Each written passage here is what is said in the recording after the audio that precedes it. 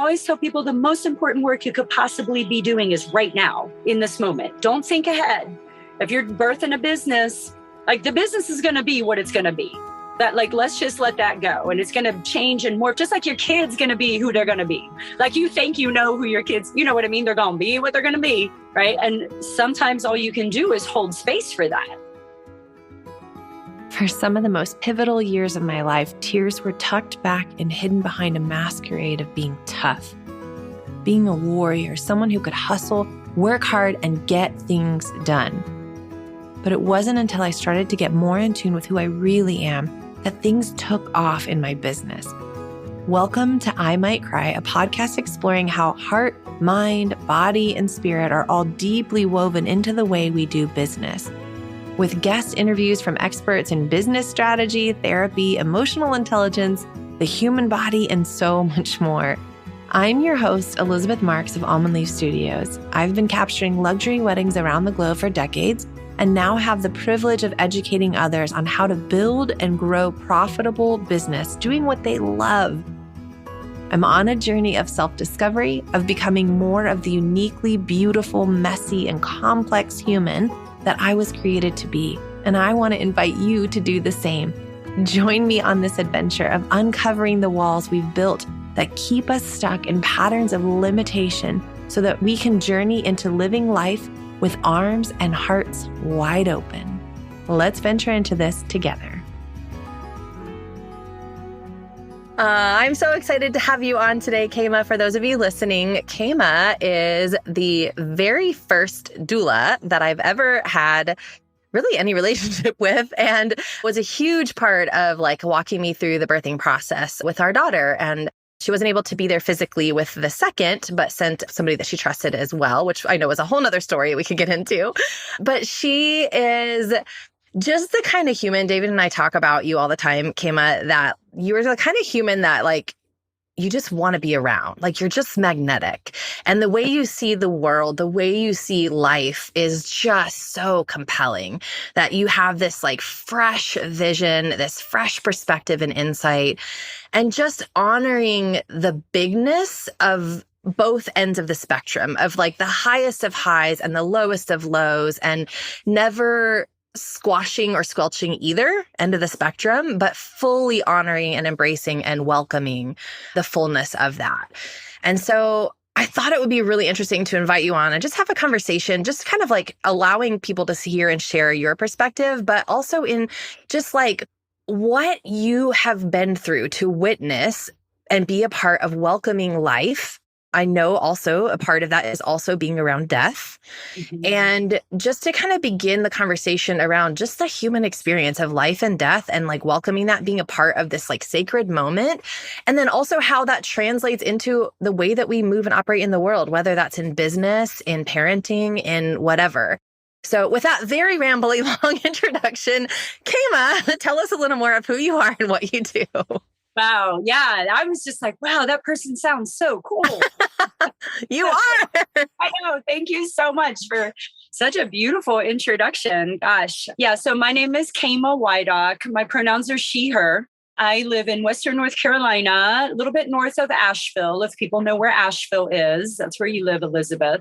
And I live on a farm. And of all the things that I heard you say in hopes to connect with and talk about today, I always like to lead with that's who I am first and foremost. I did not receive any quote unquote formal education. I don't have a university degree or anything like that. When I graduated high school, like by the skin of my teeth, by the way, you know what I mean? Like it just wasn't for me. That type of standardized formal education was a real big struggle for me. So as soon as I was able to get out, I immediately started working on farms. I don't know why. No, farming doesn't run in my family. I'm originally from West Virginia, but we didn't farm. Like we might have grew a tomato plant or something, but I just knew I needed to like tend living things. And that's what I did. And I did it for years and years and years, and have a farm in 2003, bought a farm here, blessed and privileged, right? To have some land here in Western North Carolina. And that really, truly has informed my human care work. I think if we can really look to nature and to see how nature organizes itself, how nature is not about rugged individualism, right? It's about this interdependence for plants and animals to grow and thrive and go through their life cycles, right? It takes so many pieces coming together for that it really truly set the foundation to how we organize as humans and how we parent. Look to nature. It's called mimicry. Like, how can we mimic what's happening in the natural world and kind of take that in within our care work? And that's what I am. I'm a care worker. And specifically now, I'm a human care worker. That's what doula work is. So I'm a birth doula, I'm a postpartum doula, I'm a NICU doula, a loss doula, an abortion doula. Like, that's that full spectrum of reproductive justice, like with that intersectional lens, right? So we can talk more about that and what does intersectionality mean, and my anti-racism, anti-white supremacy, like, and how do we take all of that and look at nature and come back to here, and how do we support our communities having a shared definition of health? Mm-hmm. That's what I'm really, really passionate about. So I'll take a quick story here. When you say, how does that work? With birth comes death, and with gratefulness can come grief. And that's what I've been thinking about the past few days. And I don't know whether you saw my most recent social media post about on Instagram, but yes, we had that huge storm that rolled through. For those of you who don't know, I have probably 100-year-old Carolina hemlock tree, which, first off, if you don't know about Carolina hemlocks, they're in decline. Serious decline in Western North Carolina. They have the woolly adelgid that has come in, an invasive predator. So they're dying left and right. So soon to potentially be extinct unless we can get a grapple on it. So I have one, a huge one, a historical one in my front yard. It's been the cornerstone of my life. Like, it raised my children, right? All these things. And it blew down in the storm. And this tree is, I don't know, 70 feet tall. I'm looking at it right now in my front yard. It's huge. It's still down. And it didn't fall on my house. I mean, I could throw a rock and hit it. It could have taken my whole house out. It fell so beautiful. Didn't even take down a power line. This tree is massive. It had multiple spikes. And there was a moment, and I don't know whether you heard my video. I wailed. Oh, I wailed when I saw it. If anyone's listening to this, I really do encourage you to find that post for me. I'm sure, Elizabeth, you'll give them how to find me.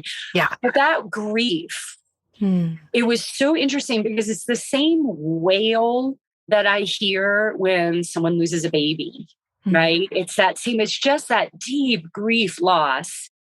And I'm curious with this about you too, your second birth experience, that deep grief, because your birth, it was unexpected. It was so different. I wasn't there. It unfolded differently than we thought, right? And simultaneously, there's so much gratitude. I was so grateful the thing didn't fall in my house. You were so grateful you were holding your sweet baby boy. You know what I mean? And it's that rub that I am really sitting with. How do we as humans and as a community really be able to hold space for those both and narratives? Yeah. That you can both be grateful that you have a baby and grieving the process. I was grateful the tree didn't fall in my house, and I was grieving the loss of a best friend. We took that post. We actually were talking about it last night after the kids were in bed. Because I said something about did you see Kayma's post? And David actually had it, which is funny because usually he's the one that informs me about anything happening in the world because he's on social media more than I am. But I happened to see that post and I said, I just love her perspective. I'm so excited to talk to her because she's talking about grieving a living thing that is not a human, which is a whole nother level. I mean, we could go down a whole rabbit trail here with that. But what happened with our conversation, I was it's just so beautiful. I love the way that you're, being intentional to honor what you're feeling about this tree. And a lot of people would be it's just a tree, get over it, but it's not just a tree. And what happened for us is that he was like, I was actually just thinking about that. He was like, the other day I was walking around the yard and we have this, I'm looking at it now. We have this big old, 100+ year old tree that like shades the entire backyard of our yard. And our kids have swung from it since they were newborns. Like we've hung different swings on it. We now have a swing that we can swing on it. We've sat under it. We had like porch furniture. Like it has hosted so much space and held so much space for it. As we started to imagine all of the grief and all that maybe has transpired for you with that tree, just knowing our own. And man, the weight of that felt really real to us, where we were like, if we lost that tree, like it would change everything. Nice. And also, it could totally destroy our house, just like you were saying. Like, and I'm not even actually afraid of that. It's more of like the loss of the space that was held. And to resonate with what you're saying and to mimic that, like, I think we've learned from you in that. And I think I'm always looking back to nature and from influences like yourself of like, how do we point back to nature? One thing that you said that was resonating with me that I would love to like, let's go down that path a little is just thinking about that both and narrative, you know? And I think especially with like gratitude and grief, it's such an interesting conversation. And I think that a lot of times I see people, especially in my coaching communities, when it's kind of business focused, but I'm talking like whole personhood experiences in your business, because I don't believe that you can separate. Like, I don't want the business version of you showing up. I want you to show up. And then we'll talk about business and we'll deal with business, but you can't show up fully in your business unless we're also talking about what's happening in your personal life, or you just had this scary event, or you just had like that all has to be a part of the conversation. And what I see happen is people go to such adrenal fatigue because they push themselves so hard when something happens that they don't know how to like slow down and honor the feelings and rest. Like rest is such an important part. I didn't know how to do it for a very, very, very long time. Like really, truly learning how to slow down and rest, but that both and of like learning how to slow down and rest and grieve and process and heal and also keep moving things forward in that. Like, how do you take a 10-minute action a day, even though the rest of your day is resting? Like, could you still take 10 minutes like, where's that narrative? And how do we continue to move things forward with those both and narratives? Yeah. Okay. Well, I love the way you're thinking. And there's a few different things in your question. So I'm going to try to backtrack a little bit. And the first one is our need to be productive. So just like acknowledging that, and that our value is not based on our productivity, but yet that's a lot of how we were parented, especially as we got older. We had to do something, be something, become something to be valuable. And a lot of our parents would like, I'm just saying maybe from a generational standpoint, they kind of really pushed their children to really do that, to go, like, don't rest, do this sport, do this. I still see it. Like, go, go, go, go. As parents, we don't necessarily center rest for our children in the same way. And I don't think rest was ever centered for us. Also, it wasn't modeled for us by our parents in the generations before. And I think this has to come back to also of that doing nothing is doing something. And I think that's really important. And I work with this on like a systems wide. And I want to be careful too, because we can't blame individual people for not being able to rest, because rest is a privilege. And not all of us have the privilege to rest because we don't have support systems in place that allow us to do that. I work with families that are hustling. They got 3 different jobs. They've got multiple children, 2 to 3 children, 3 different jobs. You always have to roll, get kid here, there, back.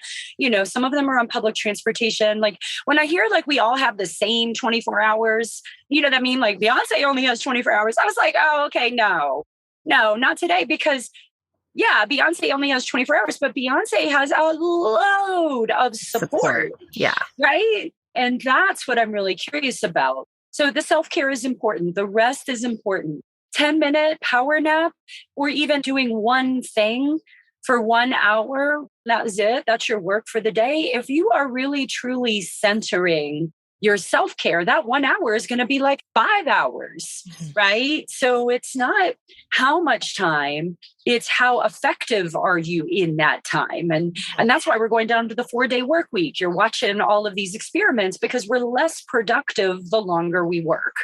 So how do we make it more effective? And then thinking about rest as the new resistance, I just want to say that it gets a little bit into like that cliche self-care, put your own oxygen mask on first. And yes, that has to happen. Yes, we all need to center individual needs. However, we also, this is the both and, need to be centering community care. Because what happens is that we get into our individualized self-care, self-care, self-care, but we're forgetting that there's a whole community out there that doesn't have the same access. And what I tell people is that we cannot self-care away. You cannot individually sleep away health inequities. It's not going to happen, right? And everybody, you can take this analogy anywhere in your life.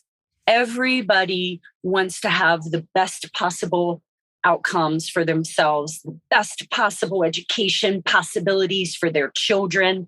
Everybody wants that.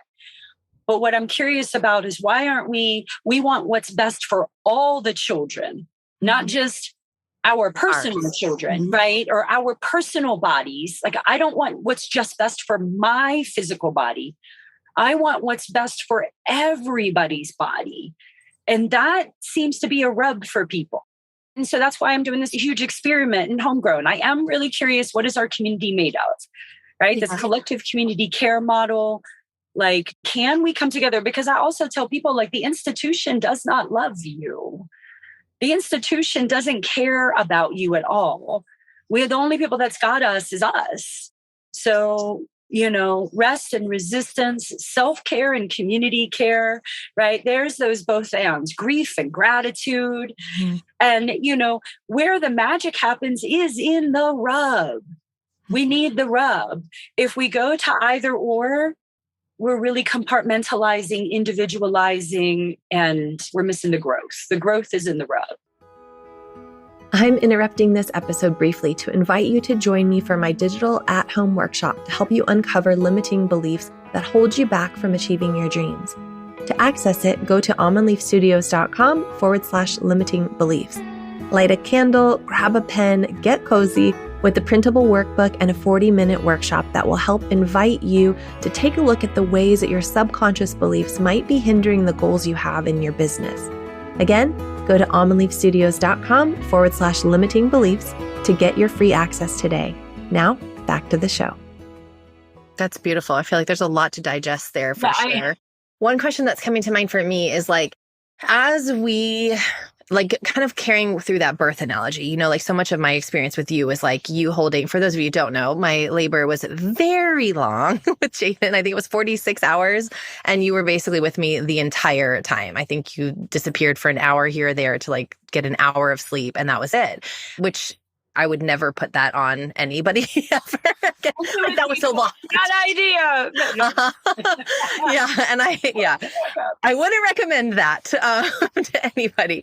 But I think, just in the birth process, in the birth experience, I think about that experience that I've had, because we all relate back to our own experience. And then just thinking about more of a global perspective of just birth in general.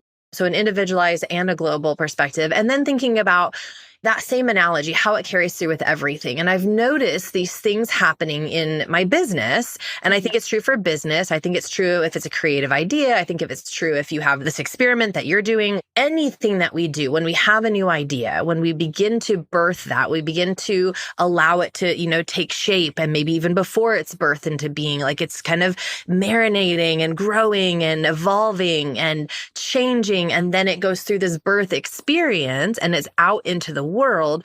There's a lot that happens before a public eye would ever see or know of whatever said thing was, whether that's in my, genius new business idea and I have this grand plan, or whether it's, a new friendship or partnership or whatever.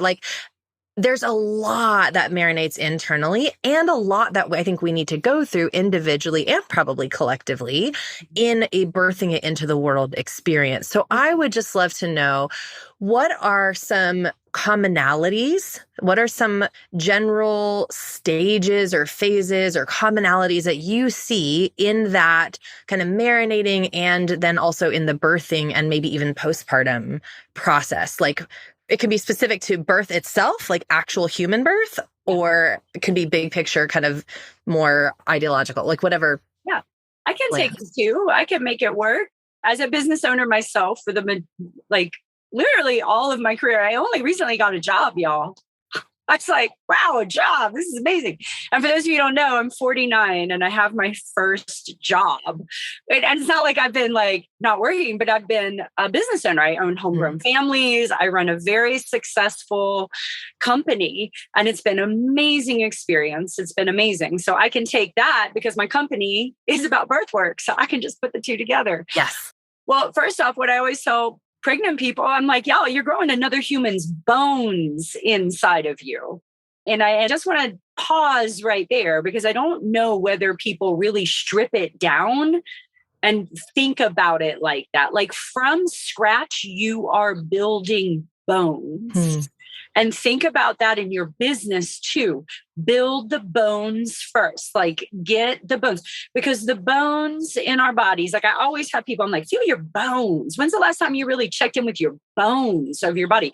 Because that's where the DNA of our ancestors live, in that marrow, so there is something very, very important when you're thinking about a business and the gestation of it, to be able to lean into resources that really support you in building your bones.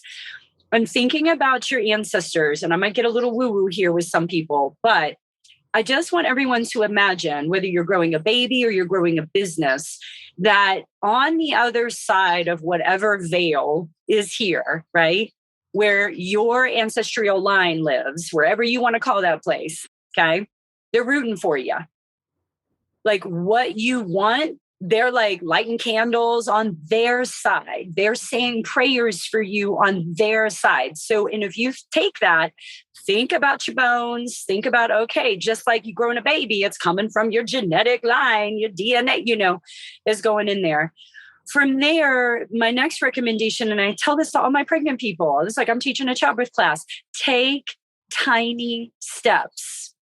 People want to go and you want to take these huge, big, giant steps. And I had this really amazing person. I always used to say this, take tiny steps, take tiny steps. And this person, she's a doula in training. She said, you know what? This is resonating so much. I was on this big, week-long hike. And she was like, I was losing it. I could not keep going. We had more big hills. I was like, I'm going to have to bail. And one of the people that I was on this backpacking trip with said, hey, you know what? You're taking too big of steps up these hills and it's wearing you out. You need to really cut back and take tiny little steps up the hill, because that way you're using your bones, not your muscles. You're wearing your muscles out. So these tiny steps that you take are actually able then to utilize your more structured, stable, supported part of yourself, right? So I tell that with my pregnant people, power of the tiny adjustment. Just a little change can make so much difference down the line, right? And then I always tell people the most important work you could possibly be doing is right now, in this moment. Don't think ahead. If you're birthing a business, the business is going to be what it's going to be. That let's just let that go. And it's going to change and morph, just like your kid's going to be who they're going to be. You think you know who your kids, you know what I mean? They're going to be what they're going to be, right? And sometimes all you can do is hold space for that, right? Have support, have structure. Our children thrive in structure. Your business thrives in structure. So just get your structure down, but allow the business to grow into what it wants to be. So then back up, think about your structure first, then start building in the muscles, the flexes, what's going to get this moving, because your bones don't really move. It's the muscles that are going to make it move forward.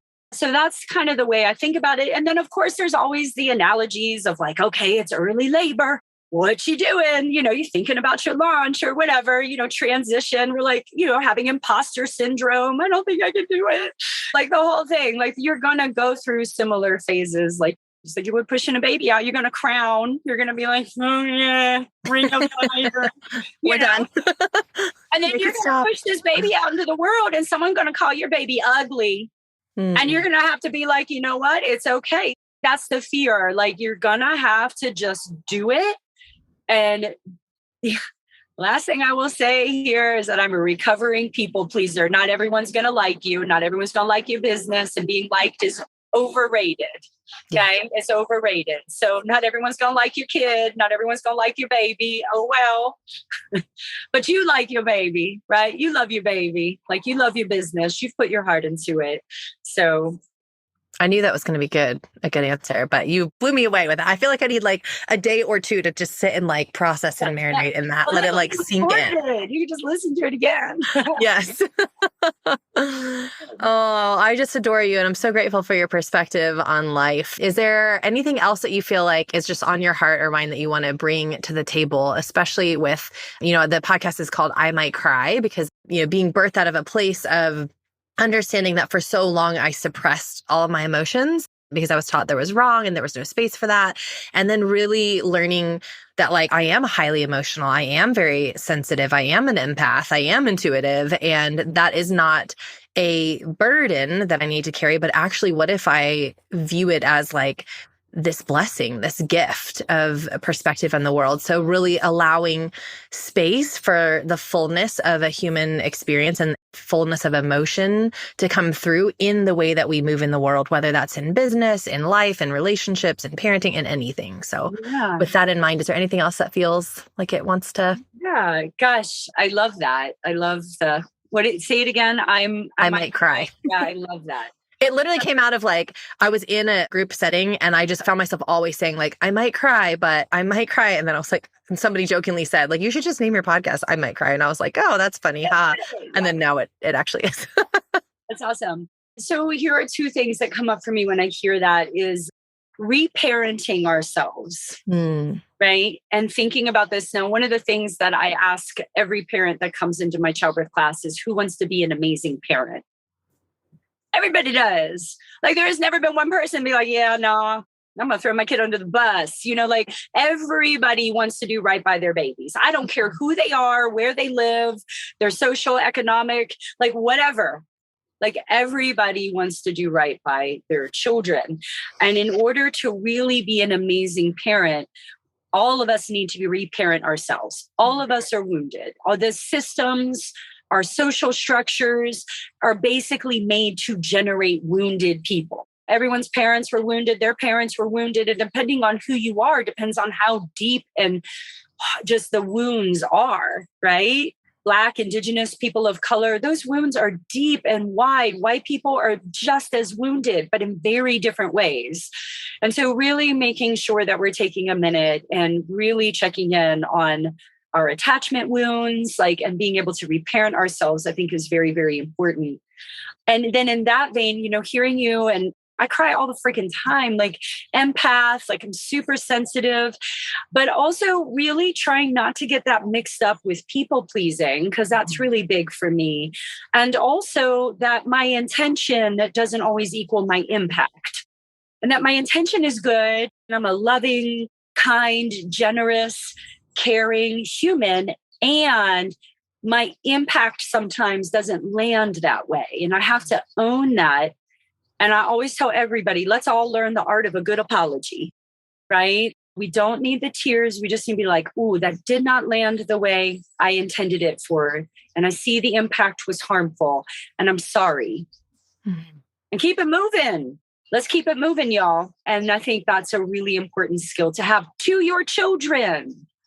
Apologize to your children, show them and model them. You are human as parents. We are human as business owners. Make sure that you are modeling the art of a good apology and owning our own behaviors. Like, wow, I didn't mean for it to come out that way. And I'm sorry. I love that. Last night, we were pulling Dax away. We have a kind of a shared space in our yard with our neighbors. And the two little ones are like within a year of each other. And so they're both getting in the phase where like now they're learning mine because they're like just at that phase where like, that's my toy, no, mine. And they're starting to like be some of that. And so it was time for us to leave. We were on their porch and I was telling Dax, my son, that like we needed to leave the toy for Rivers is his name. And we need to leave the toy for Rivers. And it's time for us to go. It's time to go get in the bath. And he was telling me like, no, this is mine. And I did not know that it was actually his, that he had gotten it while I was traveling.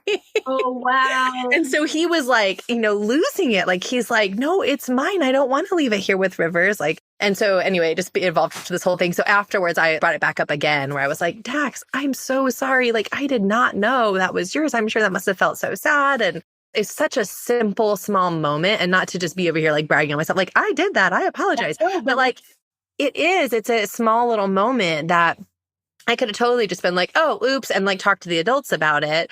But something inside in me in that moment, one time that I feel like I do feel proud of, like how I showed up, maybe not always, but where I felt that little nudge of like, no, he needs to hear that from you. Like I need to look him in the eyes and say, buddy, you were right. I'm so sorry. I did not have the full information. I apologize. That must have been frustrating for you.